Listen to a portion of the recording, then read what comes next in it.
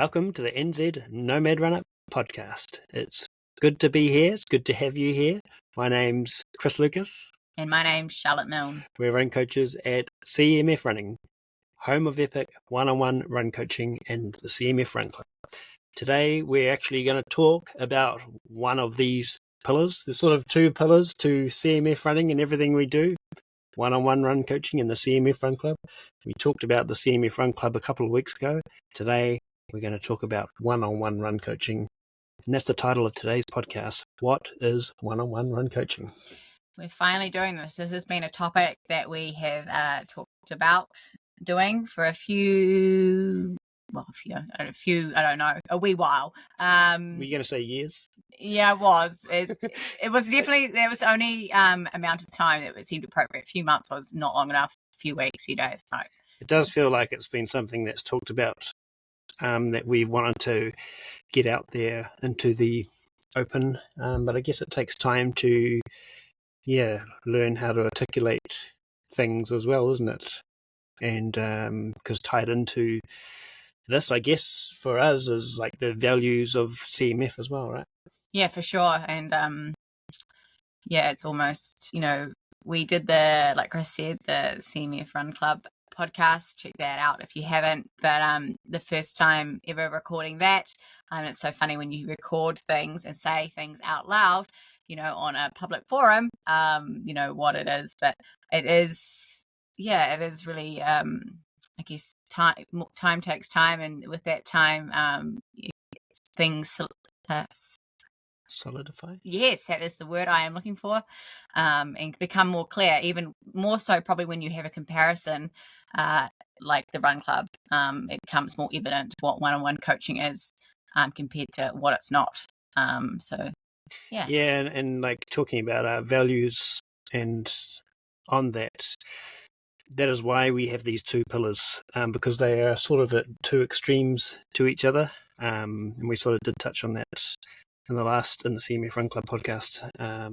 We're purposely staying out of the convoluted middle ground of coaching. So we're at one end of the spectrum, full on custom, bespoke one-on-one run coaching, full on at the other end. It's all community, all good vibes, all community, CMF Run Club, ready to go plans, that kind of thing. We've purposely, we're not in that middle ground of apps and automation and this kind of stuff, or like ready to go plans with coaching and this. Yeah, for sure. And this is something that we have actually been doing since day dot with like CMF. The Run Club definitely was something that it's only really come to life, in the past couple of years. But this is something that we started off. CMF was just us two, just one-on-one coaching runners, and obviously figuring it all out, doing the craft. Yeah, we've both coached hundreds of runners, and all sorts of runners, from the beginner to athlete kind of runners. And we've seen lots of lots of data and talked to lots of people, and with being on so many race courses, crewing, supporting different events, seeing people fall apart at kilometer 35 of marathons, seeing people crush it, all those things. Yeah, and it's there is a common thread. Like, obviously everyone's data is kind of different because we all can achieve different times in every race. And we also have all different, heart rates. All our zones are quite different, which is part of what one-on-one coaching is. So I guess with the first, before I go down a big tangent of where I was going to go, we were going to talk about like the training aspect of what one-on-one coaching is. Yes. So what do we do when we onboard someone? I guess it's a good place to start. Someone contacts us for coaching and inquiry. We're like, cool, let's have a chat, because that's a really good place to start, right?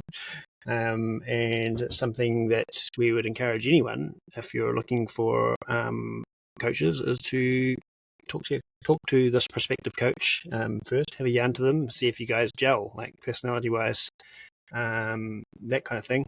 So that's really awesome place to start. We have like a training, like, just a standard training questionnaire thing that we like, runners to do before that chat as well, because then we sort of can use it for coach matching someone on the team, and just getting to know a little bit about what the runners' goals are. And then from having that chat about their running, the goals, everything, their life, really. Then, and based on all that, if they're going ahead and doing some coaching, then there's that whole like sort of onboarding period, isn't there, where we migrate. There's like the data side of it, where they bringing in their Garmin data of historic training and that kind of thing, and that's there's a lot of like setup stuff, isn't there, on our side, which is quite exciting. Yeah, for sure. Like I think from the coach call that we do, the initial call that we do, like it builds that that rapport that is actually quite necessary in one-on-one coaching, because basically you're handing this thing that you love, running, over to this person, so you want to trust this person, and obviously that trust builds, because you can't just build trust with someone in half an hour, but like obviously a little bit more trust and a little bit more ease, I guess, can be built in half an hour. So that's a really important aspect. And then like Chris said, we go through, and it's all good if you don't have a Garmin, obviously. Like I think from there's other ways of obviously getting to set up your zones, and obviously like pace zones is probably a little bit more simpler with like knowing you from like your questionnaire and what we've talked about. Half marathon time, 10K time, things like that. Yeah, and all that kind of stuff has become more, it's come easier by looking at one-on-one coach runners data. But, there's other ways of like setting heart rate zones, then obviously importing Garmin data with that. And that's something that we do, right? So we can figure that out. And I always like to say like the first sort of month to 6 weeks, like even though I just said that we're going to build some trust in half an hour, like there is a period of getting to know each other, and like there's little layers of that, isn't there? And like ultimately there's still more to get to know you, even though we've mined through your data, had a conversation with you to figure out just you and your ability, where you are today, so that we have the best sort of platform to bounce off to get you the best race shape on race day, or whatever your goal is. Obviously a lot of us like to race, so that's the common thing why you get a coach. But that's kind of like how I see all that. Yes. And so go through data, set zones, and it's like starting that training prescription. So then we let's presume we've set up some training zones, pace and heart rate zones.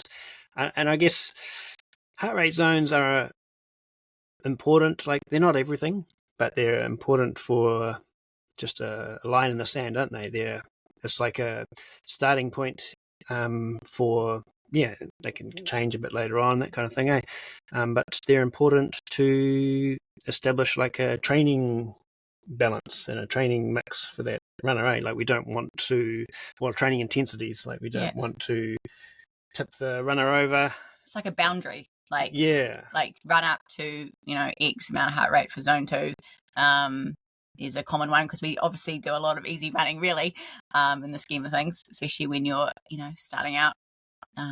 It's really important. And then it's sort of like joining the dots on we're joining the dots on the data and the questionnaire and the talks that we've had, looking at what they've done previously, and joining the dots on it all for that first bunch of training. Like sometimes there's been injuries, niggles, sickness, and that's going to have an influence on training. And I guess that speaks to what one-on-one coaching is like from the training prescription perspective. It's all about that's what we're doing. It's like a blank canvas, and so there's no ready to go stuff coming out of there's no ready to go plan being chucked on there and everything. It's a blank canvas. It's this runner, and it's sort of like from a broad view, it's getting the what are they going to do on what days? Are they a 4 times a week runner or a 6 times a week runner? what days are they going on, when's their rest days, when's their strength days, do they do a bit of cycling, like all that kind of stuff. And then it's going from, like, that's the broad view, and then it's about what the detail is that goes into those runs. And quite often with new runners, like you said, with the easy stuff, quite often with a very common scenario is someone will come to us, and let's take a marathon for example. They'll be like, I just can't get my marathon time down. I just can't get my marathon time faster. Every marathon I go to, I get to the 3 hour mark and just fall apart. Or I'm strong for the first 28, 30 Ks, and the last 10, 12, 14 Ks, I just fall apart. And a common, quite often a common thing there is just a lack of aerobic development with that runner. So they're sort of 2 hour fit is what I like to call them. For sure. But they've never spent the time building that, developing their aerobic base, or developing that base, which is a big, it's like the foundation of a house. It's what everything goes on top of. So they've never spent that time, developing that. So that's quite a common scenario, isn't it? When we have someone new, it's like, okay, we've got this person. They've been getting niggles. They've been getting sick. They're not improving. They're falling apart in their races. This is the first goal. Let's establish the balance and the training mix for this individual, and let's get them doing these easy runs. Let's a lot of the time as well, the runner thinks that they're easy pace. Yeah, I was about to say this. I was just going to say this. I was going to say, a very common thing that I say to my new runners is that, okay, your slow pace, and I'm putting this in finger italics if you're, listening to this in your car and not watching the video, that your slow pace is slower than you have been running or think it should be. So quite often I have a lot of runners that I give them their easy pace and they find it hard because there's not the muscular adaptations that are actually never been taken place to develop, so you run easy with ease. So like Chris said, that kind of tempo kind of pace, that 5:30, that 6 minute is quite easy to run because it's just, there's quite a lot of momentum. Whereas when you run easy, it can take a bit of time, but teething, but it doesn't take long. But you just need to get some strong thighs going. Use those bigger muscle groups. It's larger muscle group recruitment, isn't it? Yeah. And then you realize that it takes out the grey, and obviously there's appropriateness for tempo running, obviously, but it just differentiates the easy from the hard, right? So, if we can establish what easy feels like, then we can hit those harder sessions harder. Whereas if we're just kind of hitting those easy runs, a little bit grey, a little bit tempo-y, when you go to do those hard sessions, you're running out of juice because you've spent this energy, doing this kind of, here comes the finger italics again, this grey zone run, where you haven't really established anything apart from maybe an endorphin hit and a good look on Strava. Yeah. So it's just basically too much work in the middle band, and not enough work on the foundational stuff. And then, like you said, because too much is happening in that middle band, they're not able to reach the that top end sort of stuff either, when it comes to a session. And then also because there's just that little bit of overreach happening all the time, it accumulates, it builds up, and then that's often why there's niggles, sickness, injuries. There's always a reason that those things are happening. And a low-hanging fruit is, are you running too hard too often? There are other aspects that are part of getting those three: the burnout, injuries, and fatigue, which basically burnout and fatigue are the same thing, but just further down the scales, but injuries and niggles, right? So obviously there's other aspects that contribute to those three things. But if you're running too hard and everything else is sweet in your life, then that's probably it, So yeah, it's really easy to do, like just to run a little bit too fast.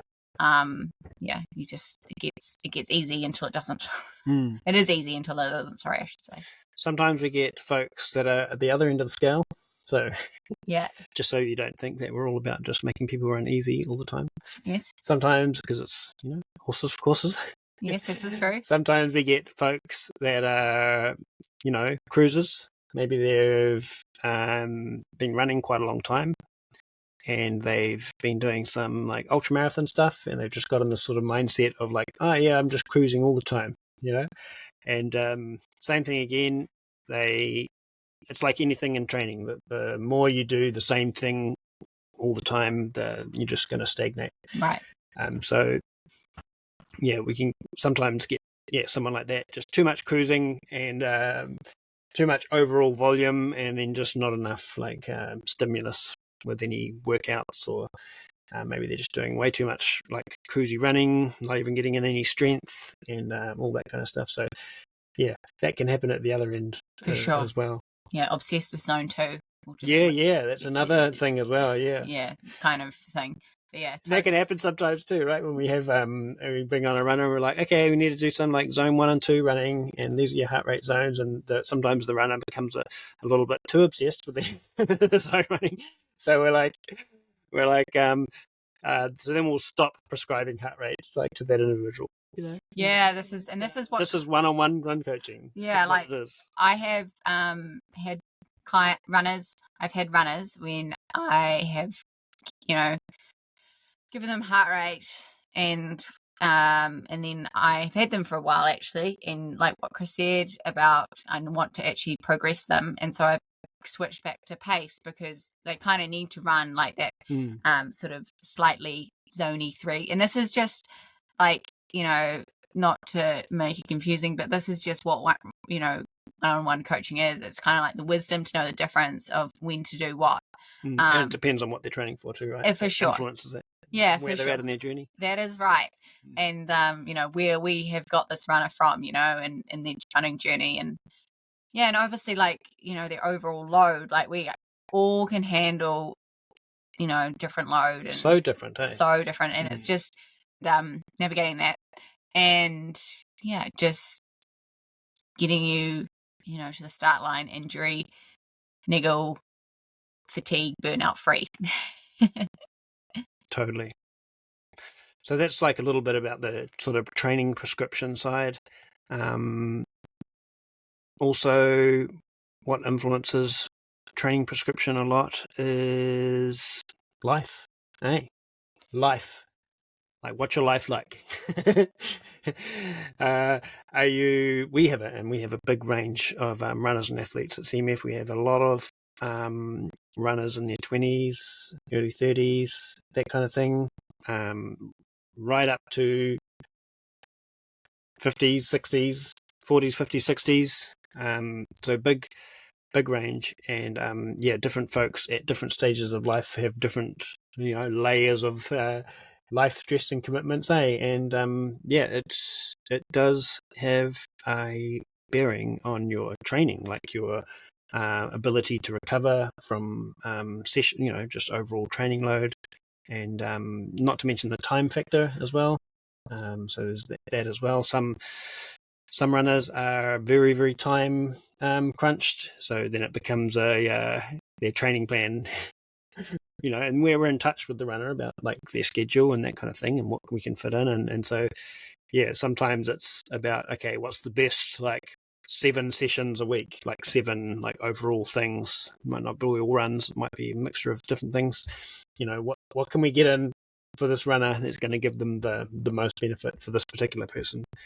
And it's life has a big influence. Stress in particular has like a big influence on a runner's even energy system, like stress. If someone's under like huge stress in their like corporate job, working long hours, sleeping 6 hours a night, like it's more challenging to train someone like that, because like your energy system's already taking a hit with like just your normal, just keeping the show on the road, and then the sleep's not quite there, Then the recovery in between, and yes, it is really balancing all those things. Yeah, well, I think I think I kind of touched on this like earlier in the podcast is there's like common threads, even though everyone is different and unique. There is common threads of like problems or things we have to like overcome, and that is stress, sleep, and nutrition. And we wrote down like mindset as well. I think it's mental side, is another big one. Personality traits. We have to deal with personalities. We all got them. And we all have things that we're better at and things that we need to work on. And that is part of what one-on-one coaching is helping you through through those things of like, we're not specialists in like sleep or, and things like that, but we can definitely be like a springboard of addressing these issues. And obviously if it's outside of our realm of expertise, then maybe you need to like go see someone about it. But it's just help recommend you to places and things like that. I literally had this example just earlier this week with a runner, one of my coach one-on-one runners, where I like pointed it out because he wrote a comment about, his poor sleep and diet. And then I brought it up in the call and I was like, how's these two things? And he said something like, it's not really your job to point this out or to do something about it. And I said, actually it is, because if you have poor sleep and a poor diet and you're stressed, like it affects your running. If it affects your running, then you're not running. And if you're not running, I'm not coaching you, so yeah. What are you paying us for then? Help you with your running. For sure. And so it is part of what coaching is. And whether it's just pointing it out, a lot of the time it's just practical advice around stuff like that, isn't it? It's like, okay, well, let's we all hear these things online or read articles and whatever about something, for example, like doom scrolling in bed at 9:30 at night before you go to sleep, and but a lot of the time we know these sort of things, but we still do them. And I'm human too. I do these things. But when you have that coach, when you have that, that third party, that coach saying, hey, let's, what's your evening routine after dinner time? What do you do? What's going on? So when you have that coach saying, okay, let's set some goals for this next block. Let's not go on the phone, let's, to help your sleep challenge that we're having, that's going to help your training. And this is not what we do for everyone, by the way. This is just this particular example as an example. So a lot of the time it's just practical advice, around nutrition. It might be or another thing that could be affecting sleep. Maybe it's like, hey, let's not have any chocolate after dinner, or maybe have it in the afternoon instead before you go training, instead of after dinner when you're sitting on the couch, sort of thing. For sure. Just little things like that. Yeah, for sure. This is what like one-on-one running coaching is. It's just putting in those practical tips. And I just thought that we also write down accountability. So we have like, obviously with accountability it covers the practical side of the training, but also I think accountability in this aspect. So like often the answer is the same thing over and over again. It's not 100 million things once. Or like or some crazy silver bullet either. That's right. It's just usually really simple, like not eating that chocolate at 8:30 at night. And maybe I've had clients that have taken up sort of like mindful practice, like meditation kind of thing, and it's worked well for them. And just like things like that it's kind of like makes your running like it's a little bit bigger than why are you running? Like, are you just running to escape? Or are you running for Strava? Or are you running to like actually like better your life? Which I think a lot of us really are. Like, we all start running for a reason. And usually it's sort of like to do with our mental and physical well-being. And so like this is part of it, like, you know, managing your stress and you know, doing something about your sleep and doing something about your diet, because it's all connected. Like connected to the running, yeah. If everything's good, everything's good in those departments. If everything's shit, everything's shit. Like if you, you know, it's just like a rat wheel, right? And you just got to make a decision to get off that. And it's not like an overnight matter. It's not a silver bullet. Like and it's not everything at this one time, like you said. It's just little steps. Yeah, and also like at the end of the day, like we're dealing like these things are habitual, right? So you know you've probably been like this like your whole life. You know you're like the person that likes that chocolate. You're the person that is a bit of a stressy kind of person. You're a person that stays up late. So like these are like habits that are, you know, habitual. So it's just, you know, there has to be a desire from you as the runner to like want to change this. And then we help you with the accountability and, you know, just talking to someone about it, like just even having the awareness of what's going on can be like, yeah, all that needs to happen to get the ball rolling. And yeah, I love having conversations with clients about life. Like I love talking about their training and stuff, but I love getting into like, so like their life. It really is like something I'm quite passionate about, just in case you couldn't tell by me talking right now. But it's just having that more like broader holistic view, and the care of the individual, and it does come back to running, because you know once you know these things are flowing better in life, your energy's better, you're recovering better, then guess what, you're going to be able to train better. And that's what most people come to us for, is because they want to get better at their running. They're competitive with themselves and the people around them, and that doesn't matter if they're a mid-pack or a front of mid-pack or an advanced athlete. That's the common thread, right? And so these are the things that like the training stuff, it's obviously 100% part of it, but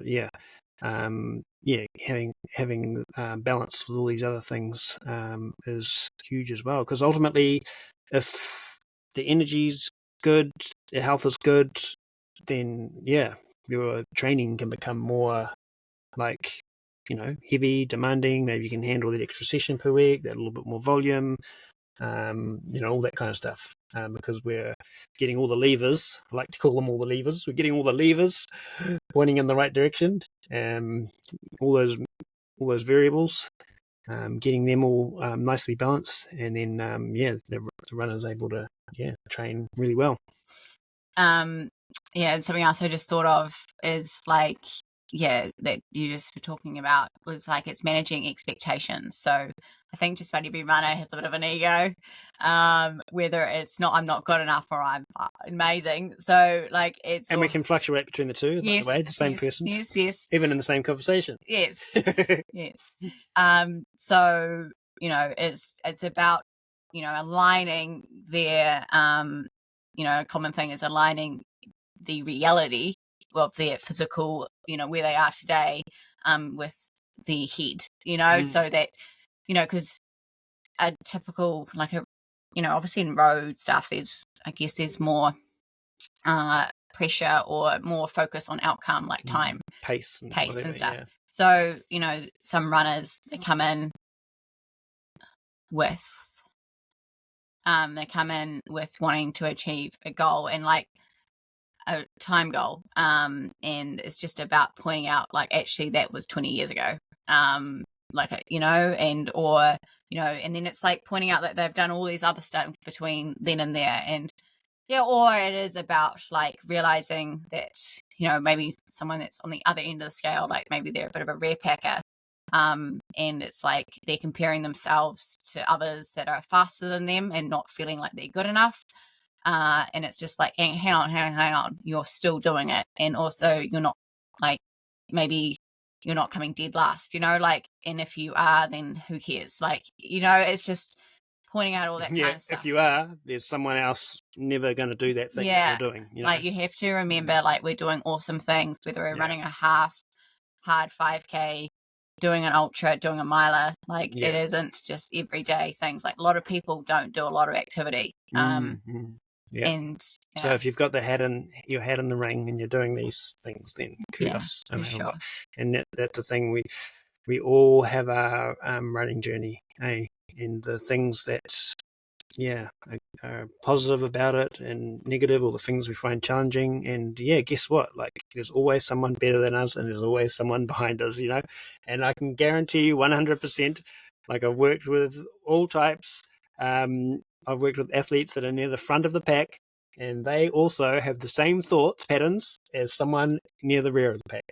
Or on the mid pack. They have the same thought about, I just need to get to here. I just need to get this little bit. Oh, this person's, And so it's all the same thoughts. So we're just human, Yeah, for sure. I fully fall into this category. Like, there's a couple of things that Chris has mentioned. Like, we're not immune to this. Like, I used to, a couple of years ago, I got really burnt out.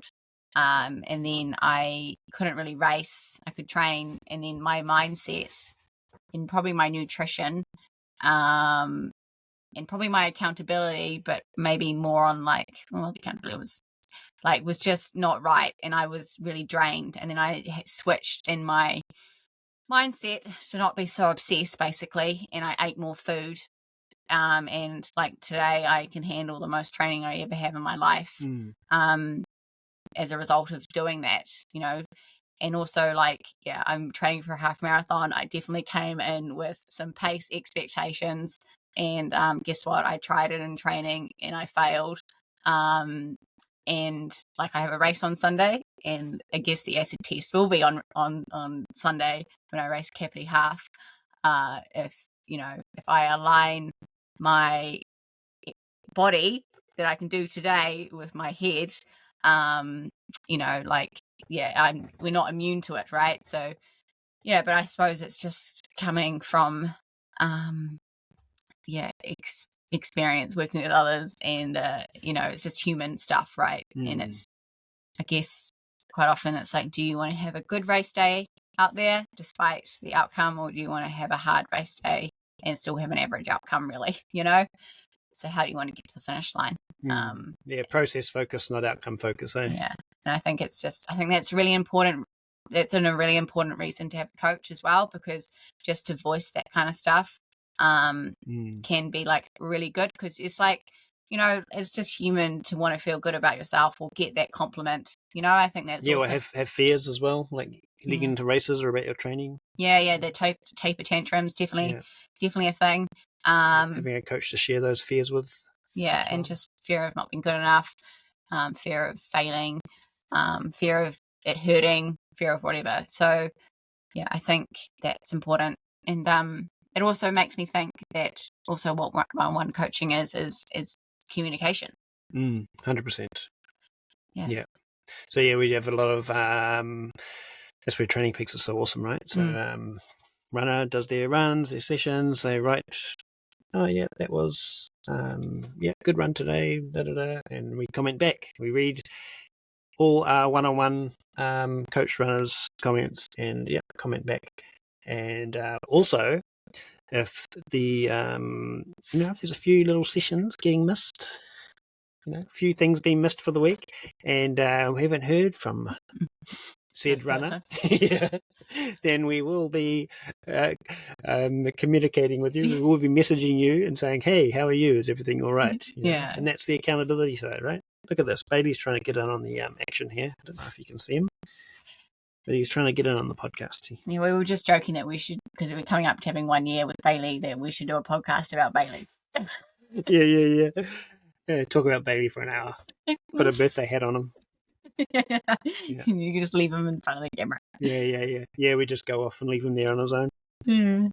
Yeah. So I love that mental side, and you alluded to it. And that's what I call it as well, like aligning the body with the mind. We want to aligning the mind with the body. We want our mind and our body in the same place on race day. And another example of that was the work, or a couple of backyarders done it with Michelle, who won the Hamner Backyard Ultra.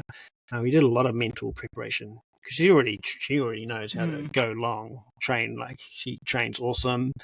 And so one of the big things for that preparation was the mental the mental side. And we did created some mental exercises and that she was doing, some mindset stuff, some identity statement exercises. And, when that athlete is out there doing those loops in the backyard ultra at 2, 3, 4 in the morning, and having a backyard ultra was just minus Savage. under zero, sleet, snow, all the rest of it. That's what she had to draw on. Go lay down. So yeah, stuff like that. Same with Coach Kendall. He did his how many hours did he do? 34. 34 hours at King's Backyard Ultra this year. And I was prescribing and working with him for that lead-in from the beginning of this year for about the 5 months or so before King's. And that was another low-hanging fruit for Kendall. And the preparation there was about getting the mind and the body aligned, not only for the event, but also through the training was another key one that we worked on. And got all that training load stuff right, the specificity of what he was doing in training, got all those bits right, and that mental side along the way. And a lot of that was just repeating the same stuff. A lot of it's like just saying, well done. Yes, that's exactly right. How you did that session is perfect. That's the one. Keep it up. Like, and that's, it's just that affirmation of, yep, we're on the right track. This is the one, And by the time he got to race day, he was just in good physical and mental shape and knew what his purpose was and went deep. He was the third or fourth last person left at King's there, wasn't he? So just epic, And that's what we love, eh? That's what we love. That we love the craft and the rest of the CMF coaching team. That's what we're passionate about, eh? Is, when you're working one-on-one with someone like that and you're going through that whole journey of training and life together, and then they go out there and do something just epic. And sometimes the epic, the epic is just different for every individual.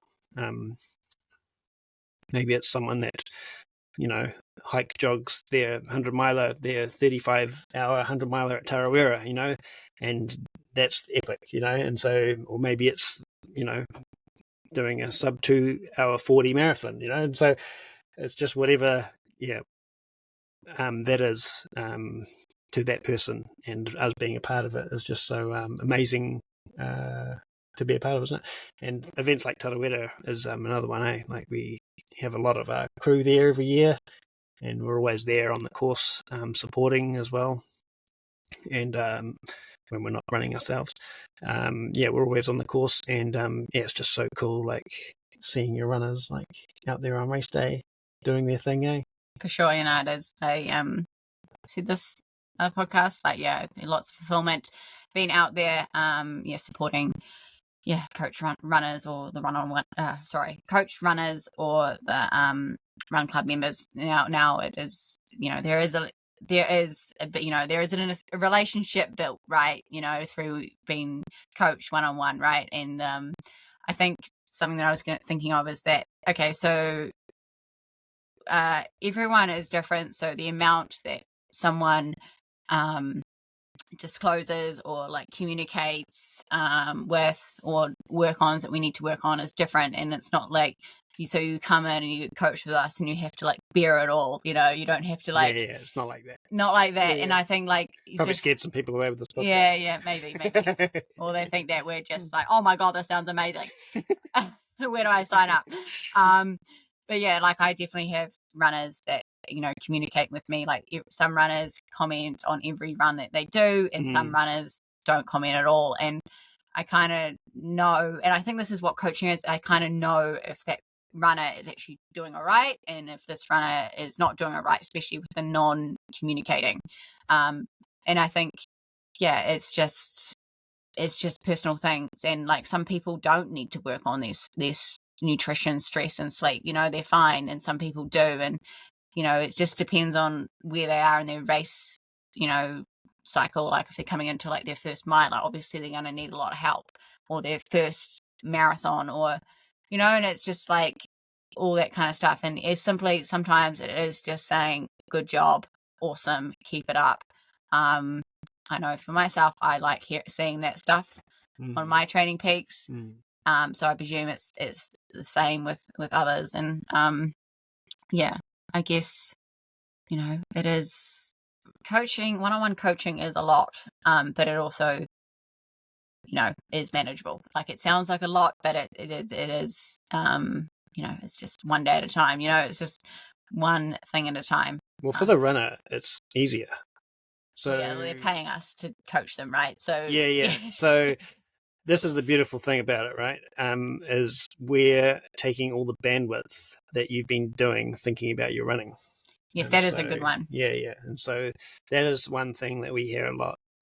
Once we've had someone, once I've coached someone for a few weeks or month or whatever, and that's something I hear quite a lot. Is like, man, I don't have to think about my running anymore. It's so good. All I have to do is like open up my training peaks and my sessions on my watch, and I just go and do it, and it's so good. And then, especially after 3-4 weeks, in most cases, the runner is already seeing some benefits, noticing some subtle differences from the training already, and so that's just so cool. Hearing that feedback, so that's something we often hear is that, man, I just don't have to worry about this stuff anymore. For sure. And that's a big deload, from the mental load, right? And so all of a sudden you've got this person going, this is what you got to do, and I'm going to give you feedback because I can see your runs. I'm gonna, if something's not quite right, I'll say, hey, on the next week, let's just try this, or maybe I'm going to just adjust the session a little bit, whatever. Or I'm just going to be like, yeah, awesome job, and then the person, the runner knows that, oh, sweet, I've done it good. Whereas, when you're trying to self-prescribe and self-coach, or even if you're following an app, or maybe it's a ready-to-go plan for another group or whatever, there's still always going to be that little self-doubt of did I do this run right? Is this the right thing, or is this the right run for me? Because you're just following a set thing that's ready to go. And so one-on-one coaching just removes all of that, which is pretty damn awesome. Yeah, if you take out that bandwidth, then you've got more bandwidth to do what you love, which is run.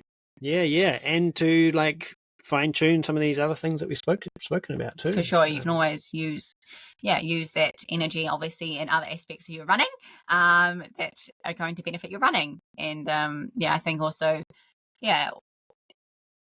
obviously, with things like if niggles or fatigue or burnout kind of crop up, hopefully it's not burnout because we catch the fatigue, but it's navigating that, and whether it's obviously suggesting to go to a physio, or changing your training to suit where you're at. And I think that that takes out a lot of doubt as well, when you get injured and you're not being coached or you're following an app, it's oh, what do I do now? And it's kind of you're scrambling. Plans out the window, isn't it? You're scrambling and now what? Do I just wait until it feels better and still hit that hard session on Tuesday? And it's kind of that kind of takes out that kind of stuff. And hopefully it somewhat prevents it as well, obviously, because the appropriate prescription has been prescribed to negate that. Yeah. It's just listening to hearing those little signals, isn't it? So the runner might do their run. They're like, oh, I feel my ankle felt a little bit funny tonight. And then so we might be like, oh, we'll just reduce tomorrow's run. Instead of it being 50 minutes tomorrow, let's reduce it to 30 minutes, and let's just take a couple of little walk breaks in that run. Let's just make that little adjustment and let me know how it goes tomorrow. And sometimes that's all it is, just a micro little adjustment like that. And they're like, oh yeah, today I feel sweet, it's all good. Whereas they might have gone, done that next run to the full thing, and then maybe they lined up for another session a couple of days later, and then all of a sudden, that accumulative effect, and there's a bit of a niggle there. And so there's a lot of little, and for me, that's a huge part of what I love to impart on my runners is teaching them how to have that intuition about themselves. So yeah, they can totally, like Michelle's a good example. Like, been working with her for several years, and it's quite common now for her to be like, "Oh, I didn't sleep as well last night," or whatever.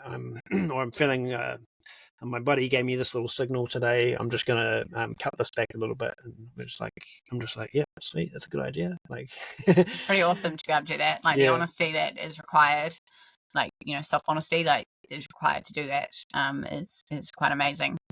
And I thought also there's so much communication, right? And like, we've kind of touched on the fact that we communicate on Training Peaks, but like, we also communicate a lot on Discord, like one-on-one direct messaging, because obviously sometimes things are bigger than, it gets lost on Training Peaks if you're talking about this sort of big niggle or life thing, so that we, there's that aspect as well, and catching up on Zoom calls every X amount of time that is kind of appropriate. Or if you're local, coffee, run, that kind of thing. So yeah, all that kind of stuff is tied to like what one-on-one coaching is, because like, it's just literally just helping you get to race day, feeling really confident you're going to go smash that race, like whatever the outcome is. You're on that start line, being the most prepared you can be for where you are, like, today. And obviously, like, if you train year on year on year and you keep up the consistency and all that kind of stuff, like, you're going to get faster and better and all that kind of stuff. But you just kind of have to be where you are today, and be okay with it and be confident on that start line, knowing you're going to go out there and just, you can handle the good, you can enjoy it. So you can handle the hard and you can enjoy the good, or you might just have a perfect race, that you can do it, basically. And how lucky are we, like, these days? Because we've got all these like tools, our watches and everything, Training Peaks software, the platforms to have video calls on, and all that stuff. Like, because one-on-one run coaching, just its origins are just all in person, right? And so one-on-one run coaching, just all, its origins are in person sessions, in-person drills, technique sort of stuff, and that all has its place as well, 100%. But how lucky are we to be able to, all of us, everyday athletes, to have access to all these tools that we get to use in our running and that we get to use in our coaching. Yeah, that kind of points out like what one-on-one coaching isn't. Like, it is that, looking at gait analysis and run analysis, and which is the same thing, but that face-to-face, like, that physical coach. But that I get a lot of questions around that. Do you run with me? Or not a lot, but do you run with me, or can you check my gait and all that kind of stuff? And it's like, no, we can't. Well, if they're in your area, you kind of can. Okay, sure. Yeah, but like, it's not a priority though, really, is it? No. Or like, it's usually down the list of like things. For sure. Yeah. For sure. It's kind of like all the things that we've just talked about before it's that. And that, again, like, that could be something that you could do, but also, like, again, like, my expertise at probably all of what I've just mentioned, and this person over here is good at doing that gait analysis. Go see that person. Yeah, and we have done that, with Paul White. Paul White up in Auckland, for any of our Auckland-based runners, physiotherapist, and running technique analysis prescriber. What do you call that? Yeah, movement analysis. Yeah, and so we have sent some of our runners his way for 1 or 2 sessions to check out that stuff. But yeah, normally it is quite, for most of us, like, it's down the list. Like, I think technique, running gait, all that stuff is only a problem if it's a problem. Like, if you're getting injury due to something to do with it, then it's a problem. But yeah, I mean, in terms of performance, it's not, for half marathons, ultra marathons, it's not really like a definitive thing. I mean, think about some of the people, the elite athletes that we know out there, and you think about their gait or their technique, and I remember the guy that won the Boston Marathon like one year. He was a Japanese guy. Kawauchi, I can't remember his name exactly, but he had the most like hard case like running technique. His arms were like go like this as he was running. Oh yeah. He won the Boston Marathon. You know, it's like technique didn't matter for him. For sure. I don't know. I think like it just depends on the circumstance, right? You know, and sometimes it could be something to get optimization, maybe like if you're at that end of the scale, but there is definitely other sort of easier things to look at than a lot more low hanging fruit. Than going to get your, you know, and it's not, you know, it could be an interesting thing to do, but it's definitely not the could not be just the primary thing that's going on. You know, so yeah. For sure. Sort of similar to the shoes thing in a way, isn't it? Like there's no like silver bullet shoe that's going to do the magic work for you. Like you've still got to go and do like your training and your strength work and your whatever. Just whacking on this magic shoe isn't going to give you the outcome that you're after. Obviously, you want a shoe that works on your feet, but it's it's not the silver bullet. No, you got to do the mahi to get the treats. Yeah. You is the person, the human being. Yeah. You know, and that's another good reason to get, you know, I don't know, to get a coach. I'm waffling now. On that note, I think we'll leave it there. Feel free to reach out to us. Hit us a message. We'll leave any links for if you want to chat to us about how we can help you, or go and talk to some coaches as well. It doesn't have to be us. This is just our view on what one-on-one run coaching is. There's a lot of stuff out there. What we believe one-on-one run coaching isn't. So you can go and find out some of that stuff for yourself as well, you know, and go and check out what's out there. And we've got some more sort of podcasts coming up on some of this one-on-one run coaching stuff, like, you know, how do I get one? Do I need one? Where do I get it? That kind of thing. So it's the classic what, where, why, and how. You know, like at school. Yep. You're here to learn. Yeah. So we'll do a few more on this. Thank you so much to our CMF Run Club members and our one-on-one coach runners for all your support, because without you guys making this content would not be possible. So thank you very much, and we're going to go and have dinner. See you later. See you on the next one. Bye.